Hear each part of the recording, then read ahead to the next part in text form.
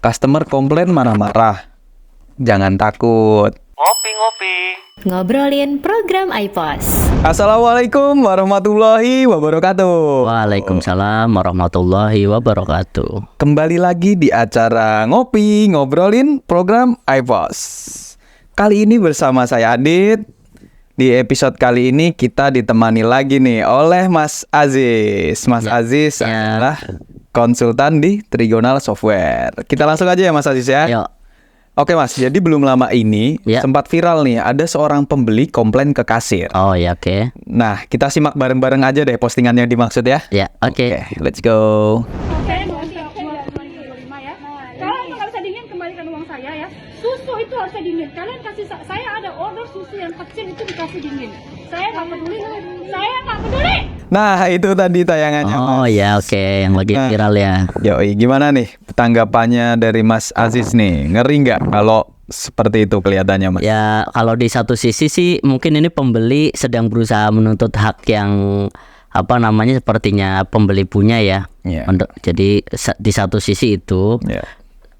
meskipun dalam hal ini sebenarnya ya kayaknya ada kesalahpahaman gitu ya. Setahu saya sih susu UHT itu memang adanya di luar, nggak di dalam showcase itu Oke. atau mesin pendingin. Tapi di sisi lain saya salut nih sama si karyawan kasirnya itu, meski diperlakukan seperti itu oleh pembeli tapi berusaha tetap tersenyum, tetap tenang gitu ya. Meskipun tetap aja salah di mata pembeli, tapi kasir menurut saya sudah melakukan apa yang dilakukan itu udah sesuai dengan SOP yang berlaku. Yang harus kita pegang sebagai kasir ya, SOP kasir itu udah dijalankan dengan benar. Khususnya dalam melayani pembeli.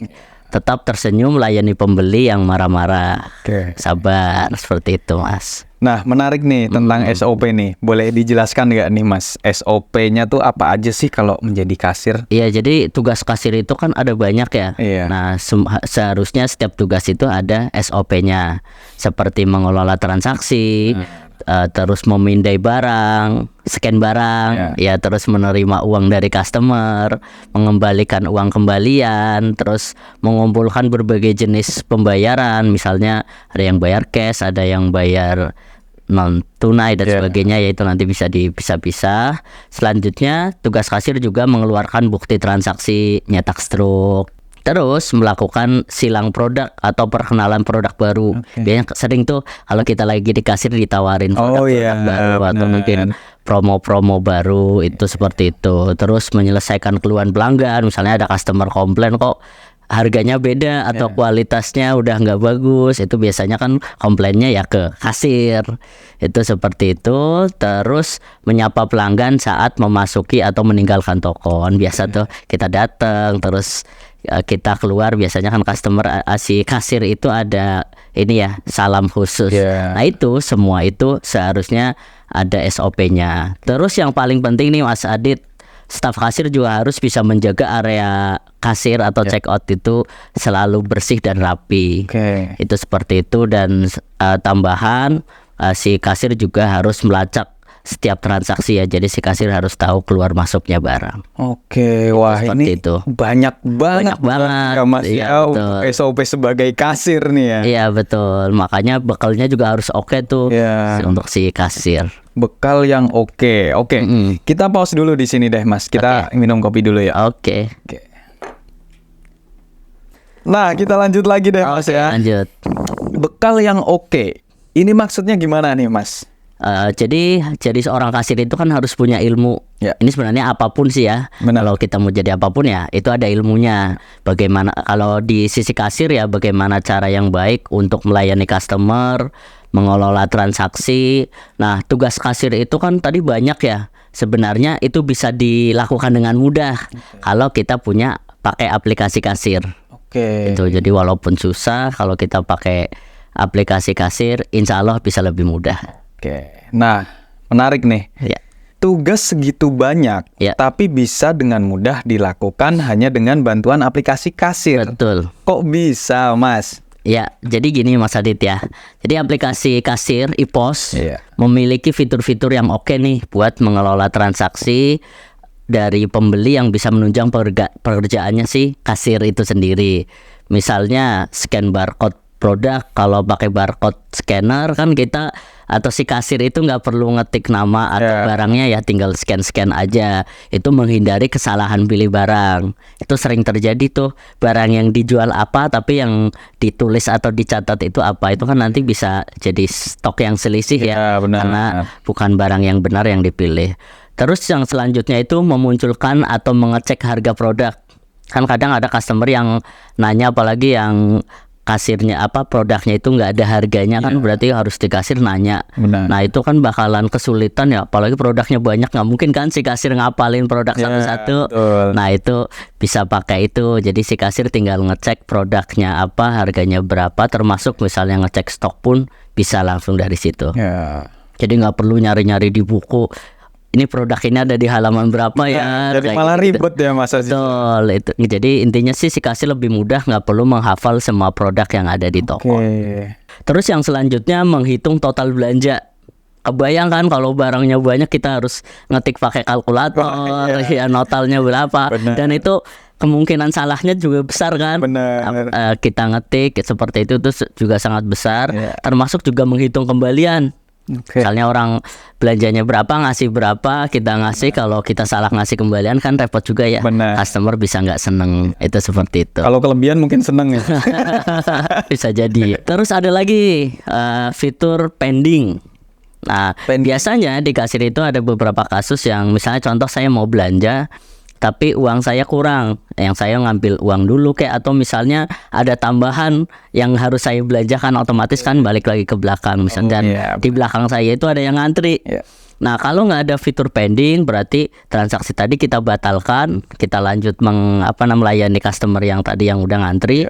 Pas orangnya balik lagi, kita harus ngulang lagi. Input ulang lagi. Nah kalau pakai aplikasi kasir itu ada fitur pending, jadi kita bisa semacam pending atau keep transaksinya, sehingga kalau orangnya datang lagi tinggal dilanjut. Itu ada fitur seperti itu. Wah, ini. Nah ada satu lagi Mas Adi, ada lagi satu lagi, yaitu promosi dan harga bertingkat. Nah biasanya kan toko-toko itu ada ngadain promosi ya, misalnya lagi ada promo apa, atau misalnya ada juga yang toko itu sistemnya harga ecer dan grosir itu beda. Misalnya kita ngambil banyak itu lebih murah. Nah kalau nggak pakai sistem, kebayang dong repotnya. Si kasir harus, ini promo apa enggak ya, kayak gitu, atau ini kalau dia beli 10 harganya berapa ya, kayak gitu. Kalau pakai sistem, si kasir tinggal panggil produknya, kuantitinya disesuaikan, itu nanti harganya muncul otomatis. Langsung otomatis promo misalnya. Promo yang gitu diskonnya muncul secara otomatis. Jadi itu. Wah, berarti aplikasi kasir nih sangat membantu banget ya Mas ya, tugas-tugas kasir ya. Diharapkan sih begitu. Karena kalau si kasir udah terbantu, pelanggan senang, berarti kan kasirnya itu tinggal pekerjaannya bisa lebih ringan, sehingga dia bisa fokus ke pelayanan, misalnya lebih ramah ke customer. Terus kalau ada transaksi bisa lebih cepat, otomatis kan customer udah pasti seneng ya. Kalau kita ramah, transaksinya juga cepat. Betul. Nah pertanyaan terakhir nih Mas Aziz.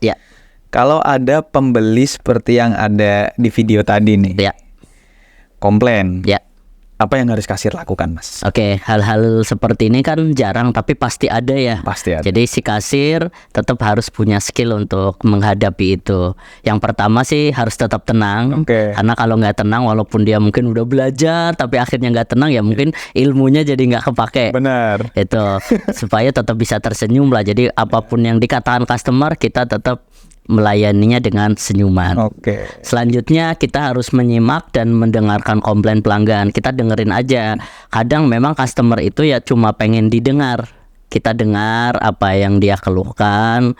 Jadi kalau kasir gesturnya tenang dan mendengarkan, itu sudah setengah jalan tuh. Permasalahan itu diselesaikan. Dengan kepala dingin tentunya ya.